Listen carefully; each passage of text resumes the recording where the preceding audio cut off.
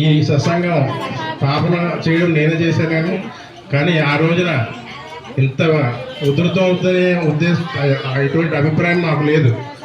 ఏదో ఆవేళ 94లో గురుగారిని తీసుకొచ్చి ఆ 9 రోజులు ఏదో కార్యక్రమం ఒకరోజు ఫస్ట్ రోజు అయితే 20 మందితో ప్రారంభించామండి కార్యక్రమం. 20 మంది భక్తులే వచ్చారు 94లో. లాస్ట్ రోజు అయితే ఈ గ్రౌండ్ అంతా పట్టలేదండి, అంత జనాలు ఆకర్షణ జరిగిందని సత్సంగం. అలాగే పీఠం కూడా ఇక్కడ నేనే, అమ్మవారి పీఠం కూడా నేనే స్టార్ట్ చేశాను.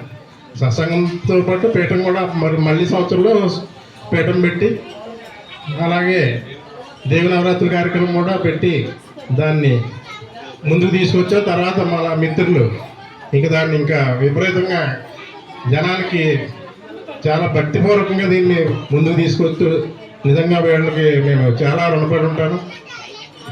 మొక్క వేయడం తప్ప మనం చేసాం, కానీ దాని కనీసం నీళ్ళు కూడా పోయలేదు. నేను దాన్ని ఇంత వృక్షం చేసినటువంటి మీ అందరికీ కూడా పేరు పేరున కృతజ్ఞతలు తెలియజేసుకుంటున్నాను.